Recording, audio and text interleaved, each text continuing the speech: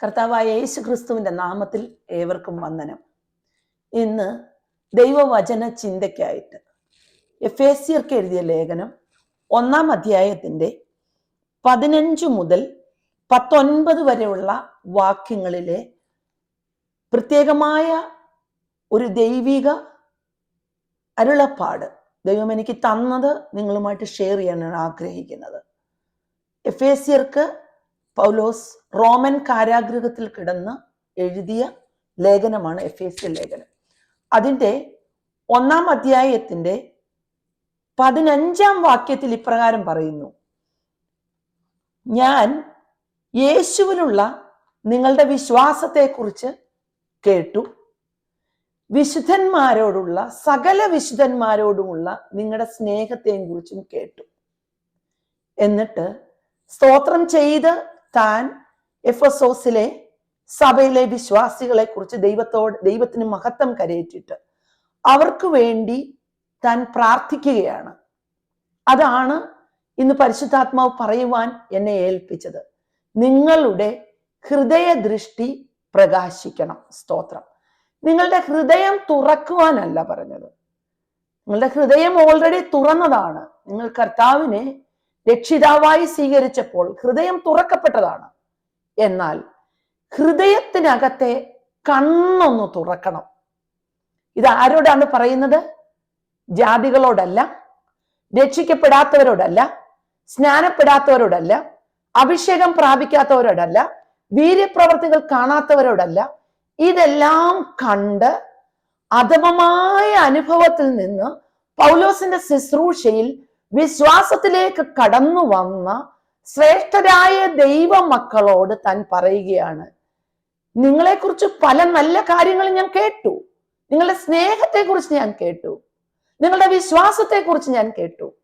പക്ഷെ ഒന്ന് ഞാൻ നിങ്ങൾക്ക് വേണ്ടി ഹൃദയം നുറുങ്ങി പ്രാർത്ഥിക്കുന്നു, നിങ്ങളുടെ ഹൃദയത്തിന്റെ കണ്ണൊന്ന് പ്രകാശിച്ചിരുന്നെങ്കിൽ.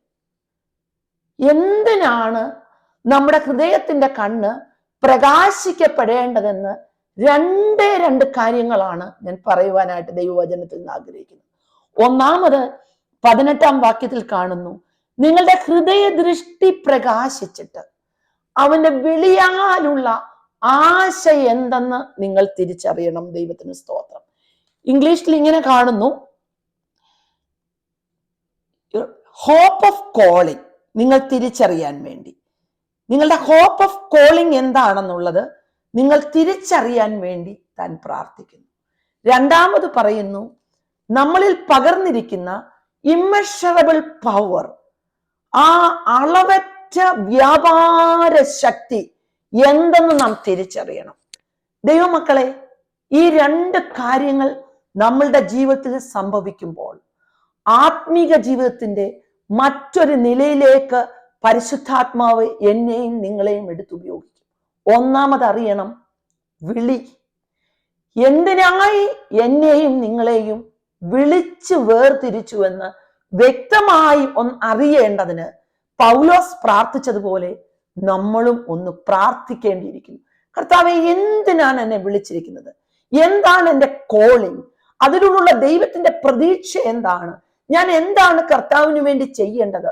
കർത്താവിന്റെ നാമത്തിന് വേണ്ടി ഞാൻ എന്താണ് ചെയ്യേണ്ടത്? എങ്ങനെയാണ് ഞാൻ പ്രയോജനപ്പെടേണ്ടത്? ആ വിളി എന്താണെന്നുള്ളത് എനിക്ക് മനസ്സിലാക്കണമെങ്കിൽ എൻ്റെ ഹൃദയത്തിന്റെ കണ്ണുകൾ ദൈവം ഒന്ന് പകൽക്കാലം ഒന്ന് പ്രകാശിപ്പിച്ച് തരണമേ എന്ന് എത്ര പേര് എന്നോട് ചേർന്ന് പ്രാർത്ഥിക്കും. രണ്ടാമത്, അവിടുത്തെ ശക്തിയുടെ അളവറ്റ വലിപ്പം ഒന്ന് ഗ്രഹിക്കുവാൻ കഴിയേണ്ടതിന് എന്നെ സഹായിക്കണമേ. അതിനായി എൻ്റെ ഹൃദയത്തെ ഒന്ന് പ്രകാശിപ്പിക്കണമേ. അങ്ങനെ അത് ക്രിസ്തുവിലും വ്യാപരിച്ചു എന്നാണ് ഇവിടെ കാണുന്നത്. യേശു ക്രിസ്തുവിനെ മരിച്ചവരുടെ ഇടയിൽ നിന്ന് ഉയർപ്പിക്കയില്ലെന്ന് വാത് കെട്ടിയ ശക്തികളിൽ നിന്ന് ഉയർപ്പിക്കയില്ലെന്ന് ലോകം പറഞ്ഞപ്പോൾ, റോമൻ ഇമ്പീരിയർ മുദ്ര കൊണ്ട് കല്ലറകളൊക്കെ മുദ്ര വെച്ചിരുന്നതിനെ ഈ വ്യാപാര ശക്തി ഉയർപ്പിച്ചുവെങ്കിൽ ആ ഉയർപ്പിന്റെ ശക്തി എനിക്കും നിങ്ങൾക്കും ഒന്ന് എക്സ്പീരിയൻസ് ചെയ്യാൻ കഴിയണമെങ്കിൽ ഈ ഹൃദയത്തിന്റെ കണ്ണുകൾ ഒന്ന് പ്രകാശിപ്പിച്ച് കിട്ടിയേ മതിയാകൂ. ദൈവത്തിന് സ്തോത്രം. ദൈവമക്കളെ, ഒന്ന് ഞാൻ ഈ വചന ചിന്തയുടെ അവസാനത്തിൽ ഞാൻ പറയട്ടെ, അവർക്ക് വേണ്ടി താൻ അങ്ങനെ വേദനയോടെ പ്രാർത്ഥിച്ചു.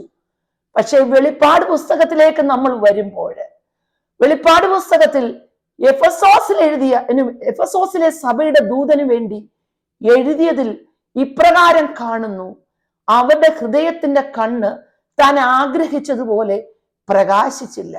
കാരണം ഇങ്ങനെ കാണുന്നു: നീ മാനസാന്തരപ്പെടണം, നിന്റെ ആദ്യ സ്നേഹം വിട്ടുപോയി എന്നൊരു കുറ്റം പരിശുദ്ധാത്മാവിന് പറയാനുണ്ട്. രണ്ടാമത് പറയുന്നു, നീ ഏതിൽ നിന്നും വീണിരിക്കുന്നു ഓർത്ത് മാനസാന്തരപ്പെട്ട് ആദ്യത്തെ പ്രവൃത്തി ചെയ്യുക. വെറും 30 വർഷത്തെ കാലഘട്ടത്തിന്റെ ഇടയിലാണ് ഇപ്രകാരം അവരുടെ ജീവിതത്തിൽ സംഭവിപ്പാൻ തക്ക ഇടയായി തീർന്നത്. എന്നെ കേൾക്കുന്ന എല്ലാ ദൈവമക്കളോടും പരിശുദ്ധാത്മാവ് ഇന്ന് പറയുന്നത്, എല്ലാവരും പ്രാർത്ഥിക്കണം, കർത്താവേ, എന്റെ ഹൃദയത്തിന്റെ ദൃഷ്ടി ഒന്ന് പ്രകാശിപ്പിച്ചിട്ട് എന്റെ വിളി എന്താണെന്നൊന്ന് തിരിച്ചറിയാൻ, ഈ അത്യന്തമായ വ്യാപാര ശക്തി എന്താണെന്ന് എനിക്കൊന്ന് എക്സ്പീരിയൻസ് ചെയ്യാൻ ഇടയാക്കണമെന്ന്. ആ ആത്മശക്തി എനിക്കും നിങ്ങളിലേക്കും കടന്നു വരുമ്പോൾ, അത് നമ്മൾ എക്സ്പീരിയൻസ് ചെയ്യുമ്പോൾ, യേശുവിനെ മരിച്ചവരുടെ ഇടയിൽ നിന്ന് ഉയർപ്പിച്ചതുപോലെ ഉയർക്കില്ലെന്ന് വാദിക്കുന്ന വിഷയങ്ങൾ നിങ്ങളുടെ ജീവിതത്തിലും എന്റെ ജീവിതത്തിലും ഉണ്ടെങ്കിൽ, എന്നെ കേൾക്കുന്ന ദൈവപൈതലെ, ഉയർപ്പിക്കയില്ല, ഒരു നാൾ പുറത്തു വരികയില്ല, ഒരു നാൾ സംഭവിക്കയില്ലെന്ന് വാദിക്കുന്ന വിഷയങ്ങൾ നിങ്ങളുടെ ജീവിതത്തിലുണ്ടെങ്കിൽ, ഈ അത്യന്തമായ പരിശുദ്ധാത്മാവിന്റെ വ്യാപാര ശക്തിയാ ആ വിഷയങ്ങൾ ഉയർത്തു വരും എന്നിന്ന് പകൽക്കാലം ഈ ദൈവത്തിന്റെ വാചനത്തിലൂടെ നിങ്ങളെ പറഞ്ഞുകൊണ്ട്, നിങ്ങളെ ആശ്വസിപ്പിച്ചുകൊണ്ട്, നിങ്ങളെ പ്രബോധിപ്പിച്ചുകൊണ്ട് ഈ വചന ശുശ്രൂഷ നിർത്തുന്നു. God bless you all.